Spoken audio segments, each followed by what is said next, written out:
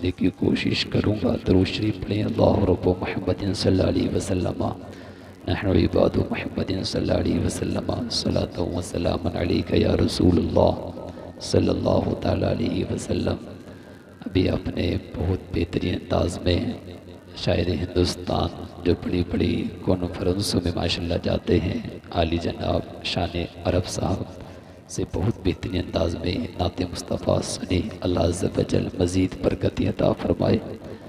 عالی جناب لئیق صاحب ماشاءاللہ بہت شاندار کلام پڑھتے ہیں، اللہ عز و جل مزید ان کو برکت عطا فرمائے۔ اور ہمارے ناظم صاحب ماشاءاللہ اللہ عز و جل مزید علم میں عمل میں اضافہ عطا فرمائے۔ بس میں ایک دو شعر پڑھتا ہوں، اس کے بعد چونکہ مجلس حج کے تعلق سے تو بس میں حج کے تعلق سے کچھ باتیں عرض کروں گا، اس کے بعد پھر اختتام۔ شاعر نے کہا تھا پیدا کیا ہے رب نے مگر کھلاتے ہیں مصطفیٰ، پیدا کیا ہے رب نے مگر کھلاتے ہیں مصطفیٰ، اس لیے کہ نبی فرماتے ہیں انا قاسم، اللہ عز و جل عطا کرتا ہے اور بانٹنے والا میں ہوں۔ نبی فرماتے ہیں میں قاسم ہوں۔ پیدا کیا ہے رب نے مگر کھلاتے ہیں مصطفیٰ، دنیا بنائی رب نے مگر چلاتے ہیں مصطفیٰ۔ ذرا بولیں سبحان اللہ۔ پیدا کیا ہے رب نے مگر کھلاتے ہیں مصطفیٰ، دنیا بنائی رب نے مگر چلاتے ہیں مصطفیٰ، کتنے امیر ہو کے بھی طیبہ نہ جا سکے، کتنے امیر ہو کے بھی طیبہ نہ جا سکے، جاتے وہی ہیں جن کو بلاتے ہیں مصطفیٰ، کتنے امیر ہو کے بھی طیبہ نہ جا سکے، جاتے وہی ہیں جن کو بلاتے ہیں مصطفیٰ۔ اور بس ایک عقیدے کے تعلق سے سنیں اور بعد میں شروع کروں۔ شاعر نے کہا تھا خدا تو رزق دیتا ہے کیڑوں کو پتھر میں، خدا تو رزق دیتا ہے کیڑوں کو پتھر میں، ہم کیوں پریشان ہیں ہیرے موتی کے چکر میں، اڑا جا آسمان میں یا لگا غوطہ سمندر میں، اڑا جا آسمان میں یا لگا غوطہ، ماشاءاللہ، اڑا جا آسمان میں یا لگا غوطہ سمندر میں، تجھے اتنا ہی ملے گا جتنا ہے تیرے مقدر میں، تجھے اتنا ہی ملے۔ ماشاءاللہ عز و جل یہ مکۃ المکرمہ اور مدینۃ المنورہ کی زیارت کے لیے اللہ عز و جل نے ان کو یہ شرف بخشا، اور یہ دن، یہ مہینہ، یہ رات، یہ گھڑی، یہ ساتھ دیکھنے کے لیے ملی، اس لیے کہ وہاں پر عام انسان نہیں جاتا بلکہ جس پر اللہ کا فضل ہوتا ہے وہی جاتا ہے۔ میرے آقا ارشاد فرماتے ہیں من زار قبری وجبت لہو شفاعتی، کہ جس نے میری قبر کی زیارت کی تو قیامت کے دن اس کی شفاعت کرنا میرے اوپر واجب ہو جاتا ہے۔ سبحان اللہ۔ آقا فرماتے من حج فزارنی قبری بعد وفاتی، کہ جو حج کرنے کے لیے آیا اور اس نے زیارت کی میری قبر کی میری وفات کے بعد، آقا فرماتے ہیں کانا کمن زارنی فی حیاتی، تو میری وفات کے بعد میری قبر کی زیارت کرنا گویا کہ ایسا ہے جیسے اس نے زندگی میں میری زیارت فرما لی ہو۔ سبحان اللہ۔ دیکھیں کیا مقام ہے۔ ایک حاجی اپنے پیسوں کو خرچ کرنے کے بعد ان کے بیٹوں نے حلال کمائی سے اپنے خون اور پسینے کو بہانے کے بعد جب اپنے والدین کے لیے اس قدم کو اٹھایا، وہاں کی فضیلت، وہاں کی شان، وہاں کی عظمت آپ نے سنی کہ اگر آپ گھر کے اندر مصلی بچھا کر کے نماز پڑھیں، مسجد کے اندر تنہا نماز پڑھیں، تو ایک نماز پڑھنے پر آپ کو ایک ہی نماز کا ثواب ملے گا، لیکن اگر وہی نماز آپ اپنے مسجد کے امام کے پیچھے پڑھیں تو پھر اللہ عز و جل ایک نماز پڑھنے پر 27 نمازوں کا ثواب عطا فرماتا ہے۔ لیکن جب کوئی ہندوستان کی سیماؤں کو پار کرنے کے بعد، کوئی یہاں سے جب اپنا عشق لینے کے بعد جب وہ مکۃ المکرمہ یا مدینۃ المنورہ جب وہ پہنچتا ہے تو پھر یاد رکھو، پھر اللہ عز و جل ایک نماز پڑھنے پر پھر ایک نماز کا ثواب نہیں، پھر ایک نماز پڑھنے پر پھر 27 نمازوں کا ثواب نہیں، پھر ایک نماز پڑھنے پر پھر 10,000 کا ثواب نہیں، بلکہ آتا ہے کہ جب ایک مدینۃ المنورہ جانے کے بعد، جب مدینۃ المنورہ پہنچنے کے بعد، کہ جس مدینۃ المنورہ میں میرے مصطفیٰ نے کھڑے ہو کر کے نماز کو ادا کیا ہو، جہاں پر صحابہ کرام نے نماز کو پڑھا ہو، جہاں نبی کا عشق کرنے والوں نے اپنی پیشانیوں سے سجدوں کو کیا ہو، اس مسجد نبوی کا مقام وہ ہے کہ جب وہاں جانے کے بعد ایک حاجی جب ایک رکعت نماز پڑھتا ہے تو اللہ عز و جل پھر ایک نماز پڑھنے پر ایک کا ثواب نہیں دیتا، 27 کا ثواب نہیں دیتا، بلکہ وہاں پر ایک رکعت پڑھنے پر ایک حاجی کو 50,000 کا ثواب عطا فرما دیتا ہے۔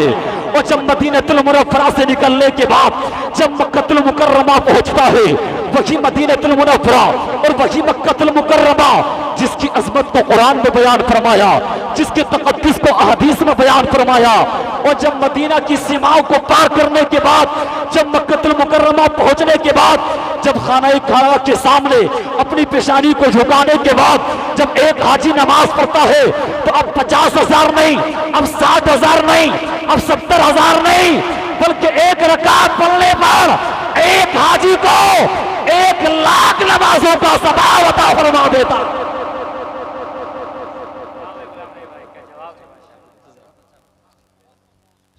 تو کتنا ثواب ملتا ہے جی؟ 1,00,000 1,00,000 ملتا ہے نا۔ اب اس ذہن میں سوال آتا ہے کہ یہ بتائیے مکے کے اندر 50,000 1,00,000 اور مدینے کے اندر 50,000، بتائیے مدینہ افضل ہوا یا مکہ افضل ہوا؟ جی آپ کہیں گے ثواب تو مکے میں زیادہ ہے، اس کا مطلب لگتا یہ ہے کہ مکہ افضل ہے، لیکن آؤ اللہ کے قرآن سے پوچھتے، قرآن ذرا تو بتا، تو اللہ کا قرآن کہتا ہے لا اقسم بہذا البلد، اے محبوب میں اس شہر کی قسم کھا رہا ہوں، یعنی اللہ نے مکۃ المکرمہ کی قسم کو قرآن کے اندر بیان فرمایا۔ اب بولو قسم کوئی ایسی بات کی تو نہیں کھائی جاتی نا، اور پھر قسم کھانے والا کون ہو جب اللہ ہو، تو اللہ نے مکۃ المکرمہ کی قسم کو بیان کیا۔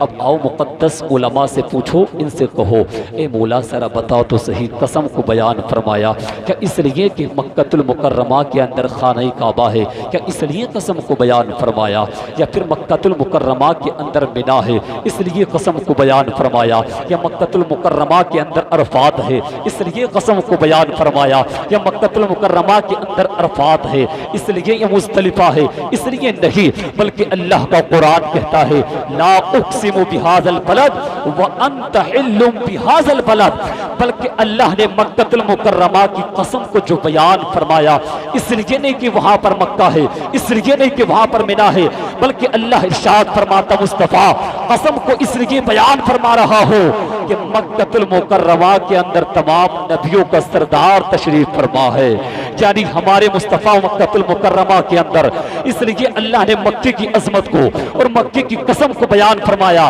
اب اس کا مطلب پتہ یہ چلتا ہے کہ اگر مصطفیٰ اگر مکے کے اندر رہے تو اللہ نے مکے کی قسم اور مکے کی عظمت کو قرآن کے اندر بیان فرمایا، لیکن آتا ہے مفسرین اکرام بیان فرماتے ہیں کہ جب تک میرے مصطفیٰ نے اپنی 63 سالہ زندگی مکۃ المکرمہ کے اندر گزاری ہے، تب تک اللہ رب العزت نے آقا صلی اللہ علیہ وسلم کے قدم مبارک کی برکت سے مکے کو فضیلت عطا فرمائی، اور جب مصطفیٰ مکے سے ہجرت کر کے جب مدینہ تشریف لے گئے تو اللہ نے وہ فضیلت اب مدینۃ المنورہ کے اندر رکھ دی ہے، یعنی جب تک مصطفیٰ مکے کے اندر رہے تب تک مکہ افضل ہے، اور جب مصطفیٰ مدینہ مکے سے ہجرت کر کے اگر مدینہ تشریف لے جائے تو آقا کے قدموں کی برکت سے وہ فضیلت اب مدینۃ المنورہ کو حاصل ہو جاتی ہے۔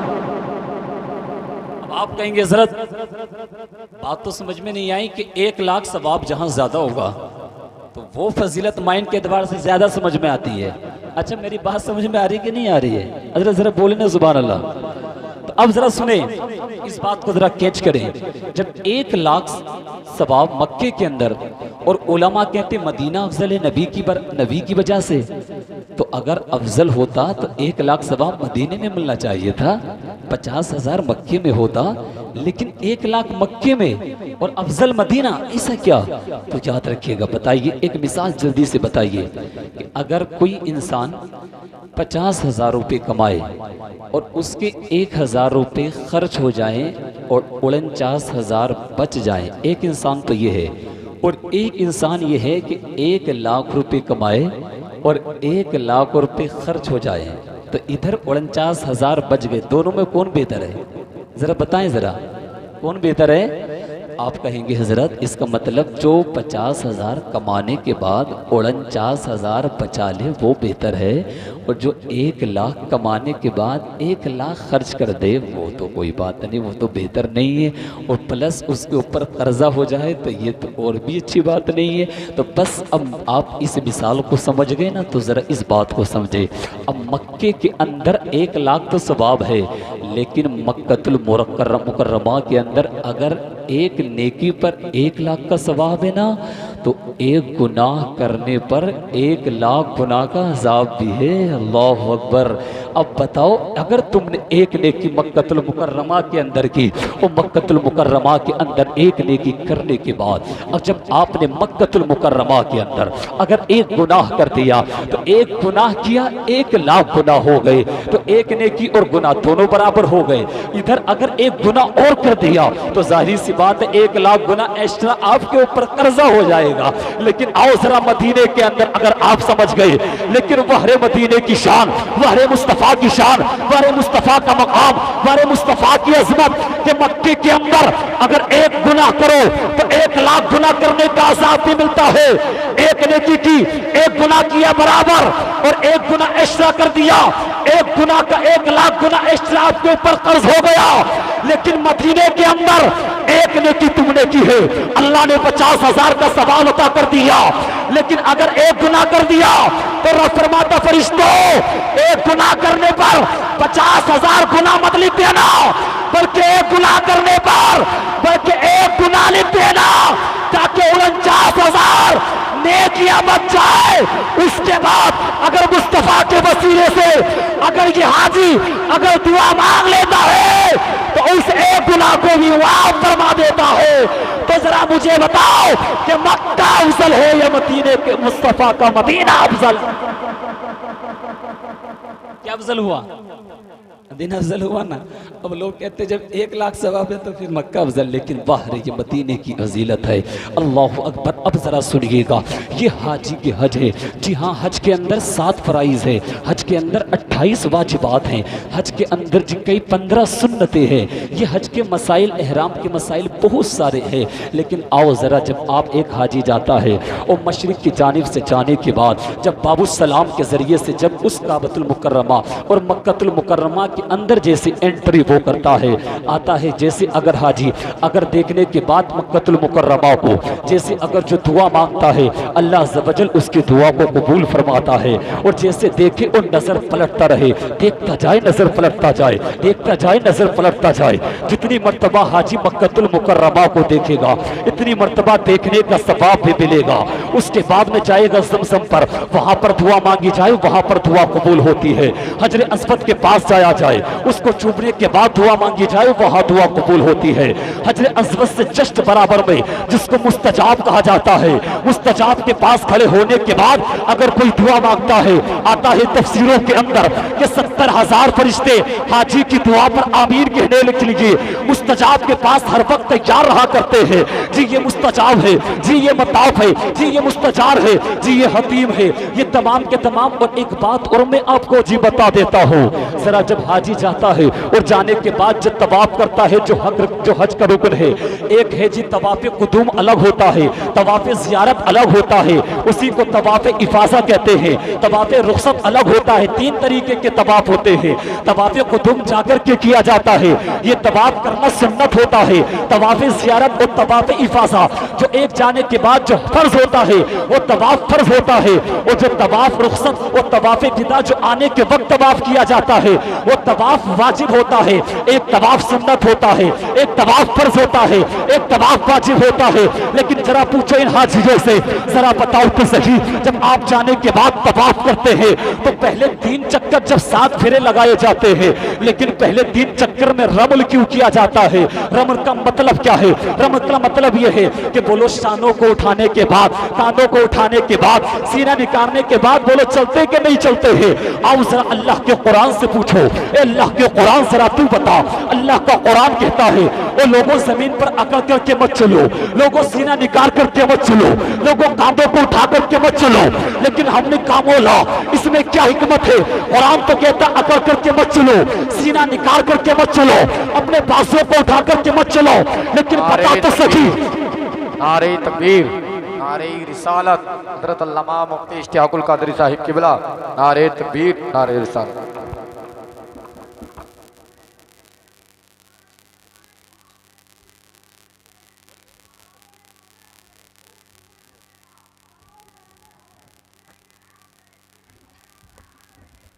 माशाअल्लाह ज़बजल उस्ताज़ुल उलमा शेखुल हदीस माहिर उलूम व फ़नून हज़रत अल्लामा मुफ्ती इश्तियाकुल क़ादरी साहब किला माशाअल्लाह तशरीफ़ ला चुके हैं। हज़रत का बस ख़िताब करना सुनना है, बस हज़रत तशरीफ़ ला चुके हैं। बस अपनी बात को मैं पूरा करता हूँ, उसके बाद इंशाअल्लाह ज़बजल कुरान व हदीस की रोशनी में हज़रत ही का ख़िताब आपको सुनना है। बस मैं 2 चंद बातें अर्ज़ कर देता हूँ। जी इजाज़त, ज़रा आप समझ में बात आ रही है कि नहीं आ रही? ज़रा हाथों को उठाकर एक बार बोल दें या रसूल अल्लाह। तो अब मैं अर्ज़ ये कर रहा था कि जब तवाफ़ करते हैं तो 7 फेरे तवाफ़ के अंदर लगाते हैं, लेकिन पहले 3 चक्कर में रमल करने का हुक्म हाजी को दिया गया कि जब 3 चक्कर लगाओ तो रमल करो। लेकिन हमने कुरान से पूछा, कुरान कहता है ज़मीन पर सीना निकाल करके मत चलना, कांधे उठा करके मत चलना, ज़मीन पर अकड़ करके मत चलना। लेकिन हाजी अकड़ करके तो नहीं चलता है, उसकी नीयत तो वो नहीं होती, इसलिए कि इन्नमल अमालु बिन्नियात, नियतुल मुमिनी खैरुम मिन अमली, वो एक अलग बात है, वो वहाँ वो बात नहीं। लेकिन आखिरकार क्या वजह है, आखिरकार क्या हिकमत है? तो बस शॉर्ट में याद करो वो वक्त भी कि जब मेरे मुस्तफ़ा को कुफ़ारे मक्का ने मक्कतुल मुकर्रमा से निकाल दिया था और नबी मक्का छोड़ करके बोलो मदीना हिजरत करके गए थे कि नहीं गए थे। लेकिन एक वक्त वो भी आया था कि जब फतह मक्का हुई, नबी के साथ तमाम सहाबाई कराम आए, इस्लाम का गलबा हुआ और आने के बाद में जब मक्के का मुस्तफ़ा ने तवाफ किया था तब मेरे मुस्तफ़ा ने सीना निकालने के बाद, जिसको रमल कहा जाता है, शानों को उठाने के बाद रमल करके बोलो तवाफ किया था कि नहीं किया था? पहले 3 चक्कर में अल्लाह ज़बजल को वो अदा इतनी पसंद आई थी, इतनी पसंद आई, इतनी पसंद आई कि क़यामत तक तमाम आने वाले हाजियों के लिए इस बात को लाजिम कर दिया गया। ओ हाजियों, जब तवाफ करने का जब तुम इरादा करो, चाहे तुम जब तवाफ करने के बाद जब तुम तवाफ करने का इरादा करो तो पहले 3 चक्कर में पहले रमल कर लेना, पहले अपने कांधों को उठा करके चलना, सीना निकाल करके चलना। आखिरकार वजह क्या है? का ये और कोई वजह नहीं, बल्कि मेरे मुस्तफा ने ऐसा किया था, कयामत तक इस तरीके को नाफिज कर दिया गया। ये मुस्तफा की सुन्नत है। हमने कहा या अल्लाह, मुस्तफा की सुन्नत पर अमल करे, क्या सवाब मिलेगा? नबी इरशाद फरमाते हैं, मन तमस्सक बिसुन्नती इंदा फसादी उम्मती फलहु अज्रु मिअती शहीद। ओ मेरे सहाबा, जो मेरी एक सुन्नत पर अमल करता है, अल्लाह से वजल उसको 100 शहीदों का सवाब अता फरमा देता। कितना सवाब मिलता है? अरे बोले ना, कितना? 100 शहीदों का सवाब। अब जरा आपने सुना है कि नहीं सुना? काबतुल मक्कतुल मुकर्रमा है, उसके जस्ट आगे आपने देखा एक दीवार खिंची हुई है। किस किस ने फोटो में देखी दीवार, जरा बताएं। मक्कतुल मुकर्रमा है, फोटो में उसके आगे दीवार खिंची हुई कि नहीं खिंची है? खिंची है ना, एक दीवार खिंची हुई है। आखिरकार ये दीवार कैसी है, ज़रा ये भी सुन ले। जब मक्कतुल मुकर्रमा की जब तामीर हुई थी, माशाल्लाह देखें मजलिस में माशाल्लाह देखें इजाफा हो गया। ज़रा सब बस तवज्जो 5-10 मिनट इधर कर लें, उसके बाद फिर इंशाल्लाह ज़बजल मुफ्ती साहब का खिताब आपको सुनना। ज़रा बोले या रसूल अल्लाह। मक्कतुल मुकर्रमा के आगे एक दीवार है जिसको हतीम कहा जाता है, जहाँ पर मिज़ाब रहमत है। ये दीवार आखिरकार वो जो जगह है ना, वो जगह कोई आम जगह नहीं है, बल्कि वो जगह भी खाने काबा की जगह है। کیسے؟ جب خانہ کعبہ کی تعمیر بعد میں ہوئی تو ہوا یہ کہ وہاں کے لوگوں نے کم خرچ کرنے کی وجہ سے مکہ المکرمہ کی جو تعمیر 4 دیواری وہ اس کو اتنا بنا دیا اور اتنی جگہ وہ خانہ کعبہ کی چھوڑ دی گئی۔ جب وہ جگہ چھوڑ دی گئی تو ظاہری سی بات ہے وہ خانہ کعبہ ہی کی جگہ تھی، لیکن اس کو چھوڑ دیا گیا۔ چھوڑا انہوں نے تھا، لیکن آنے والے امتی اور بعد میں آنے والے مسلمانوں کی تو قسمت کی معراج ہی ہو گئی نا، ذرا بولے سبحان اللہ۔ معراج کیسے ہوئی؟ اب کوئی مالدار جاتا ہے، کوئی بڑا آدمی جاتا ہے، وہ تو الگ شان ہے حضور تاج الشریعہ کی جو اندر تشریف لے گئے، لیکن عام انسان تو نہیں جاتا نا، یہ تو جس کو شرف ملے۔ لیکن آتا ہے جو حتیم خانہ کعبہ کی جو جگہ ایک دیوار کھینچی گئی اس کے اندر سے طواف نہیں کیا جاتا بلکہ اس کے باہر سے طواف کیا جاتا ہے۔ لیکن آتا کوئی عام انسان مالدار ہوگا یا بڑا سرمایہ دار ہوگا یا کوئی بڑی لیول کا آدمی ہوگا، وہ تو خانہ کعبہ کے اندر دروازہ کھولنے کے بعد اس کے اندر داخل ہونے کے بعد اس کے اندر داخل ہونے کا شرف حاصل کر لیتا ہے۔ لیکن جب کوئی حاجی حج کرنے کے لیے جائے اور جانے کے بعد اگر اس کو یہ شرف مل جائے کہ وہ اندر تو داخل نہیں ہو سکتا، لیکن کعبے کے اندر جو دیوار کے اندر جو داخل ہو جائے وہ خانہ کعبہ کی دیوار ہے۔ مفسرین اکرام اور علماء اکرام بیان فرماتے ہیں کہ خانہ کعبہ کے اندر اگر تم داخل نہ ہو سکے لیکن اس جگہ کے اندر اگر داخل ہو جاتے ہو تو اللہ عز و جل خانہ کعبہ کے اندر داخل ہونے کا ثواب اس جگہ میں داخل ہونے پر تم کو عطا فرما دیتا ہے۔ یہ وہی جگہ ہے خانہ کعبہ کی جہاں آپ نے دیکھا یہ مشرق ہے جدھر سے آپ کعبے کے اندر انٹری کرتے ہیں باب السلام کے اندر۔ اس کے بعد جانے کے بعد جیسے آپ انٹری کرتے ہیں یہ باب السلام جائیں گے خانہ کعبہ، جسٹ بازو میں ادھر دہنی سائٹ میں آپ جائیں گے تو کیا ہے جی وہیں پر مقام ابراہیم ہے جس کا ذکر اللہ نے قرآن میں فرمایا واتخذوا من مقام ابراہیم مصلی، حضرت ابراہیم کی جگہ کو نماز پڑھنے کی جگہ بناؤ۔ آخرکار وہ جگہ کیا ہے؟ وہ ایک پتھر ہے جس پر کھڑے ہونے کے بعد حضرت ابراہیم نے خانہ کعبہ کی تعمیر کی تھی۔ ذرا بولو سبحان اللہ۔ اللہ اللہ کیا شان ہے اس پتھر کی کہ حضرت ابراہیم اس پتھر پر کھڑے ہونے کے بعد تعمیر کرتے تھے، آپ کے قدم مبارک کے نشان اس پتھر پر پڑ گئے تھے۔ سبحان اللہ۔ اللہ اللہ آتا یہ جو پتھر ہے اور جو حجر اسود ہے کالا نظر آتا نا، لیکن آتا دونوں پتھر یہ جنتی پتھر ہیں۔ نبی فرماتے جب یہ جنت سے آئے تھے دونوں پتھر بالکل سفید تھے۔ کیسے تھے؟ سفید تھے، لیکن لوگوں کے گناہوں کو چوستے چوستے یہ پتھر کالے ہو گئے۔ اللہ اللہ اور یہ پتھر جنت ہی میں جائیں گے۔ اب ذرا بتاؤ تو صحیح، ہم نے عرض کی عالم تصور میں کہ یہ پتھر ہے اور اس پر حضرت ابراہیم نے قدم رکھا ہے تو اس کو قیامت تک تمام حاجیوں کے لیے حکم دے دیا اور قرآن کے اندر آخرکار آیا کہ اس جگہ کو نماز پڑھنے کی جگہ بنایا جائے۔ آخرکار یہ پتھر ہے، یہ جگہ کیوں بنایا جائے؟ تو آواز آتی ہے چونکہ اس کو حضرت ابراہیم کے قدم مبارک سے نسبت ہو گئی ہے۔ اس کا مطلب یہ ہے، بتاؤ تو صحیح، جب ایک پتھر اور ایک پتھر اس کو اگر مصطفیٰ نہیں بلکہ حضرت ابراہیم کے قدم مبارک سے اگر نسبت ہو جائے تو قیامت تک تمام حاجیوں کے لیے اس پتھر کو نشانی بنا دیا جائے، قیامت تک اس پتھر کو قرآن کے اندر ذکر بھی کیا جائے اور اس کے بعد اس کا ذکر قرآن کے اندر بھی کیا جائے اور اس کے بعد فرمایا گیا اس جگہ آخرکار نماز کیوں پڑھی جائے؟ تو آتا ہے کہ اس جگہ پر حضرت ابراہیم نے کھڑے ہونے کے بعد خانہ کعبہ کی تعمیر کی تھی۔ اب اس کا مطلب پتہ یہ چلتا ہے کہ اگر حضرت ابراہیم کے قدم کی برکت سے جب ایک پتھر کو یار جب یہ عظمت مل سکتی ہے، یہ شرافت مل سکتی ہے، جب یہ تقدس مل سکتا ہے کہ قیامت تک تمام حاجیوں کے لیے حکم ہوا یہاں پر کھڑے ہونے کے بعد نماز ادا کرو، نماز حاجی پڑھے گا لیکن قیامت تک جتنے لوگ نماز پڑھیں گے سب کا ثواب حضرت ابراہیم کو بھی ملتا رہے گا اور یہ پتھر قیامت کے بعد جنت میں بھی جائے گا۔ میرے عرض کی مولا یہ تو پتھر ہے، آخرکار جنت میں کیوں جائے گا؟ حجر اسود تو پتھر ہے، جنت میں کیوں جائے گا؟ آواز آتی ہے پڑھو قرآن، یہ تو پتھر ہے، جنت کے اندر تو کتا بھی جائے گا، جنت کے اندر تو نبی کا بیٹا نہیں جائے گا۔ یہ کیا ہے؟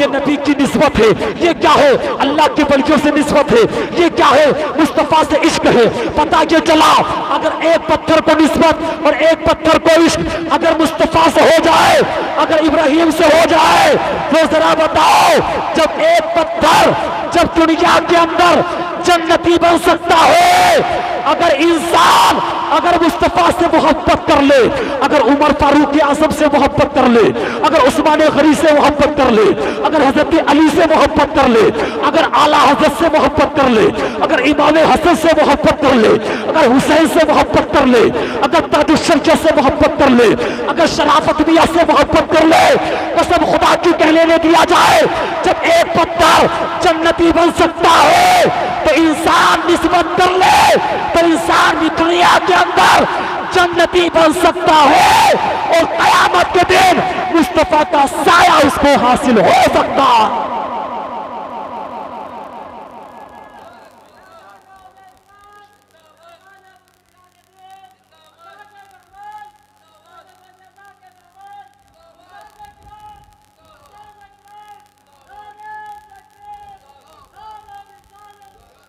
بتاؤ جی یہ کیا ہے؟ بتاؤ جب ایک پتھر پر نبی کا قدم ہوا تو بولو پتھر کو نسبت ہوئی جنت میں جائے گا؟ اگر ہمیں نسبت ہو جائے تو ہم جنت میں نہیں جائیں گے کیا؟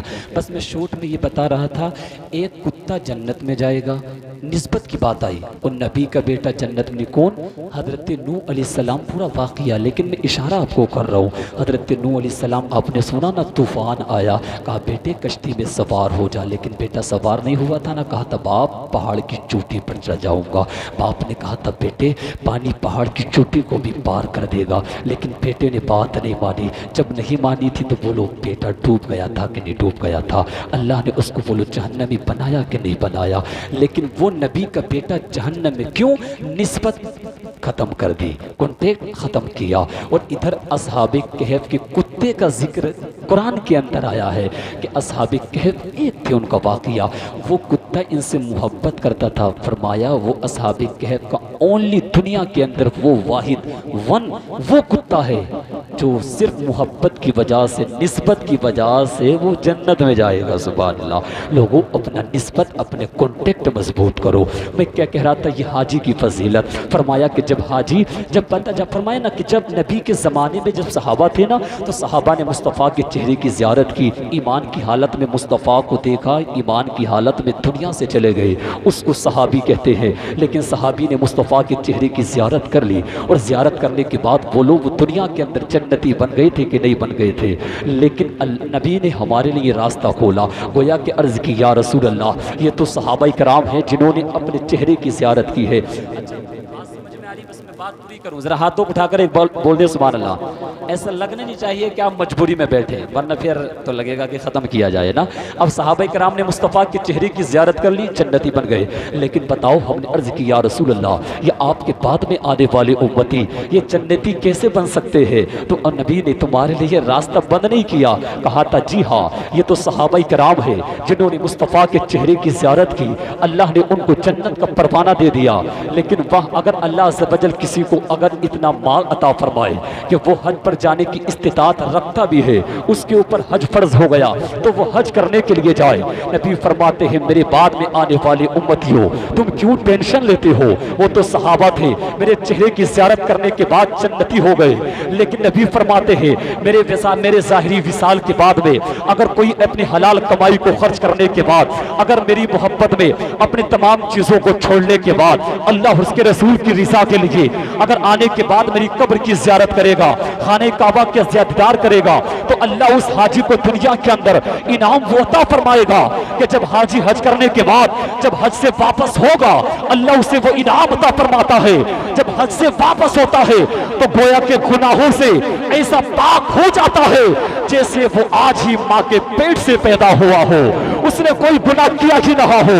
اور نبی فرماتے ہیں ٹینشن مت لینا، بلکہ آج سے 1400 سال پہلے وہ جب صحابی میرے چہرے کی زیارت کرنے کے بعد جب جنتی بن گئے، میرے ظاہری وصال کے بعد میں اگر کوئی میرا امتی آنے کے بعد میں اگر میری قبر کی زیارت کر لے گا، آقا فرماتے ٹینشن کیوں لیتے ہو؟ من زارا قبری وجبت لہو شفاعتی، کہ میرے ظاہری وصال کے بعد جو میری قبر کی زیارت کر لے گا قیامت کے دن अपने उस उम्मती की शफाअत में फरमाऊंगा।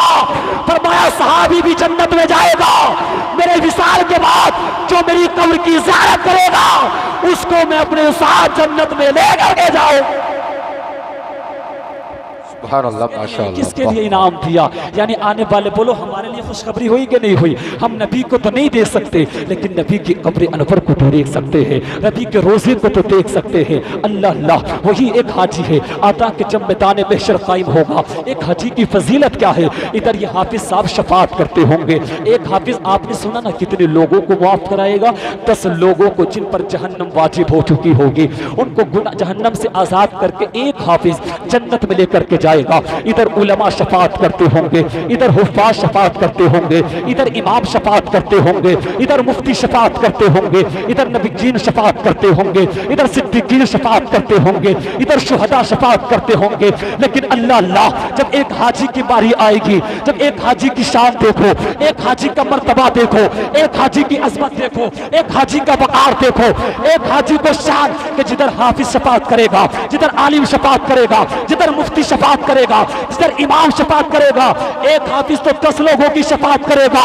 लेकिन रब मैदान महशर में फरमाएगा हाजी आजा, अब जब तेरी बारी आई है तो एक की शफात नहीं की जाएगी, 2 की शफात नहीं की जाएगी, 3 की शफात नहीं की जाएगी, 10 या 100 की शफात नहीं की जाएगी, बल्कि किताबों के अंदर आता है एक हाजी 400 लोगों की शफात करने के बाद हाजी खुद भी जन्नत में जाएगा और अपने रिश्तेदारों को, अपने घर वालों को, अपने खानदान वालों को, 400 लोगों को अपने साथ जन्नत में लेकर के अल्लाह के फरमान से जाएगा। पता ये चला जहाँ एक हाफिज शफात करेगा वहीं पर कयामत के दिन एक हाजी 400 लोगों को शफात करके अपने साथ जन्नत में लेकर के जाएगा। सुभान अल्लाह भाई, वाह वाह, माशाअल्लाह। घूर के देखने लगे, क्या बात समझ में नहीं आ रही है और कोई बात है जरा बता दें। ऐसा तो नहीं है कि घर बीवी वगैरह से, ससुराल वालों से लड़ाई वगैरह हो गई हो, नाराजगी उजराजगी तो नहीं चल रही है? अच्छा, ये जो आता है ना चेहरे पे ये सुस्ती जो आती है, किसी न किसी टेंशन की वजह से आती है ना कोई टेंशन होती है ना। अब मैं अर्ज़ ये कर रहा था, जी हाँ देखिए ये तमाम चीज़ें हैं, ये कव्वतुल मक्कतुल मुकर्रमा की मैंने आपको बताया, सब की सब निशानियाँ हैं। जब आप जाएंगे वहाँ पर जाने के बाद में, जब मैंने बताया ना मशरिकी जानिब से जब दाखिल होंगे मक्कतुल मुकर्रमा के अंदर बाबुस्सलाम के ज़रिए से इधर मक़ाम इब्राहीम है, जस्ट जैसे जाएंगे वहीं पर हजर अस्वद वहीं पर लगा हुआ है। आता है कि हजर अस्वद को चूमते ना तो याद रखो जैसे ऐसे चूमते ना, लेकिन वहाँ का मकाम यह है कि चूमने में ज़रा सी भी आवाज़ पैदा नहीं होनी चाहिए। वहाँ ऐसे चूमना कि बस आवाज़ ही पैदा ना हो, और अगर कोई ना चूम सके तो फरमाया इसलिए तो चूमते हैं हजर अस्वद को, इसलिए कि मेरे मुस्तफ़ा ने उसको चूमा है, इसलिए कि सहाबा इकराम ने चूमा है। अगर भीड़ हो, अगर कमज़ोर हो, या कमज़ोर हमारी ज़ईफ़ा माई बहनें जाती कि नहीं जाती हैं, हमारी माँ जाए कमज़ोर हो या हमारे वालिद चाहे कमज़ोर हो, चूँकि हज के मौके पर बहुत भीड़ होती है, अगर हजर अस्वद को चूम नहीं सके ना तो ज़बरदस्ती वहाँ पर नहीं करना। मैंने बताया ना एक गुनाह करेंगे तो कितना, 1 लाख गुनाह करने का गुनाह आज़ाब मिलता है। इसलिए ज़बरदस्ती ना करे, धक्का मुक्की ना करे, बल्कि आता कि जहाँ आप है अगर हो सके तो चूम ले, और अगर नहीं चूम सकते तो दूर से खड़े होने के बाद हाथ का इशारा कीजिएगा, और इशारा करने के बाद आप हाथ को चूम लीजिएगा। हजर अस्वद को चूमने का सवाब भी मिल जाएगा और उसकी बरकत से अल्लाह अज़्ज़ व जल आपके गुनाहों को माफ भी फरमा देगा। अल्लाह अल्लाह, ये जी हाजी है, ये जाता अरफात के मैदान के अंदर, अरफात के मैदान के अंदर, ये अरफात का मैदान है, वहाँ पर हजरत आदम हजरत हव्वा की याद को ताज़ा किया जाता है, सफ़ा और मरवा पर हजरत हाजरा की याद को ताज़ा किया जाता है, ज़मज़म पर हजरत इस्माइल की याद को ताज़ा किया जाता है, मीना के मैदान के अंदर हजरत इब्राहीम हजरत इस्माइल की याद को ताज़ा किया जाता है। लेकिन आता जब आप जाओ ना और इस ज़मज़म के पास जाओ तो ज़मज़म खूब पेट भर करके पियो। आका फरमाते हैं मुनाफिकों के दरमियान और मुसलमानों के दरमियान सिर्फ फर्क ये है कि वो मुनाफिक लोग ज़मज़म पेट भर करके नहीं पीते, लेकिन एक मर्तबा मत पीना बल्कि पेट भर के कई मर्तबा पियो। आका फरमाते जिस नियत से पियोगे अल्लाह अज़्ज़ व जल ने ज़मज़म के अंदर वो बरकत रखी है, जिस इरादे से पियोगे अल्लाह आपके इरादे को पूरा फरमाएगा, जिस नियत से पियोगे उस नियत को पूरा फरमाएगा। तो कभी तो इस नियत से पियो मौला मेरे बेटों को भी हाजी बना दे, तो ज़मज़म की बरकत से अल्लाह आपके बेटों को بھی حاجی بنا دے گا. کبھی اس نیت سے پیو مولا میرے پریوار کو حاجی بنا دے, اس نیت سے پیو کہ آپ کی نیت کو اللہ پورا فرمائے گا.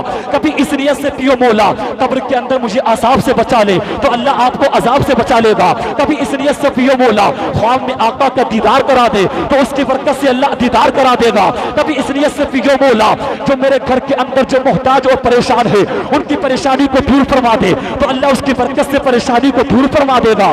کبھی اس نیت سے پیو مولا جب میدان محشر قائم ہو نفسی نفسی کا عالم ہوگا, مصطفیٰ کی شفاعت مجھے مل جائے, اس نیت سے پیو گے تو قیامت کے دن مصطفیٰ کی شفاعت تمہیں مل جائے گی. کبھی اس نیت سے پیو مولا جب نفسی نفسی کا عالم ہوگا, سورج سوانے زپر ہوگا, مولا سورج کی گرمی سے مجھے بچا لینا تو اللہ اس کی برکت سے سورج کی گرمی سے بچا لے گا. یعنی ان مقدس علماء اکرام سے پوچھو, مقدس علماء اکرام بیان فرماتے ہیں اللہ نے زمزم کے اندر اس پانی کے اندر وہ برکت, وہ فضیلت, وہ شان, وہ پاور کو رکھا ہے کہ جب ایک حاجی جانے کے بعد جس نیت سے پیتا ہے پیتا بعد میں ہے, اللہ عز و جل اس پانی کی برکت سے جو حاجی سوچتا ہے, جو ارادہ کرتا ہے تو پانی کی برکت سے اس کے ارادوں کو پورا فرما دیتا ہے, اس کی دعاؤں کو قبول فرما لیتا ہے, اس کے گناہوں کو معاف فرما دیتا ہے. اس کی برکت سے اللہ عز و جل پانی پینے کا ثواب بھی عطا فرماتا ہے, گناہوں کو معاف بھی فرماتا ہے, اس کی تمناؤں کو بھی پورا فرما دیتا. کیا ہے یہ زمزم کی برکت میں نے آپ کو بتائی. جب آپ جاؤ عرفات کے میدان میں جہاں سب کھڑے ہوتے وہاں دعا, وہاں ظہر اور عصر کی نماز ایک ساتھ کہاں پڑھی جاتی ہے؟ عرفات کے میدان میں. آپ یہاں پوری دنیا کے اندر کہیں نہیں پڑھ سکتے, صرف عرفات کی خصوصیت ہے. مزدلفہ کے اندر مغرب اور عشاء ملا کر کے پڑھنا, باقی کیا کرنا ہے, باقی دعائیں مانگنی ہے, بہت ذکر و اذکار ہے. یہ تمام تر جو میں نے آپ کے سامنے حج کا بیان کیا اس میں آپ کو اچھا یہ بتائیے بس یہ بتائیں سمجھ میں آئی کہ نہیں آئی؟ آئی سمجھ میں ماشاءاللہ. تو دیکھیں میں نے حج کی فضیلت بھی بتائی اور وہیں پر اگر جہاں حج کی فضیلت ہے وہیں پر نبی نے یہ بھی فرمایا کہ اگر کسی کے پاس مال ہو, دولت ہو اور حج کرنے کے لیے نہ جائے, نبی فرماتے کوئی گارنٹی نہیں ہے, کوئی بھروسہ نہیں ہے کہ وہ یہودی ہو کر مر جائے یا نصرانی ہو کر مر جائے. اللہ اکبر. یعنی حج فرض ہو اور کرنے نہیں گئے تو نبی کے فرمانے کا مطلب گویا کہ یہ ہے کہ ہو سکتا ہے کہ مرتے وقت اسے کلمہ پڑھنا نصیب نہ ہو. اللہ اللہ.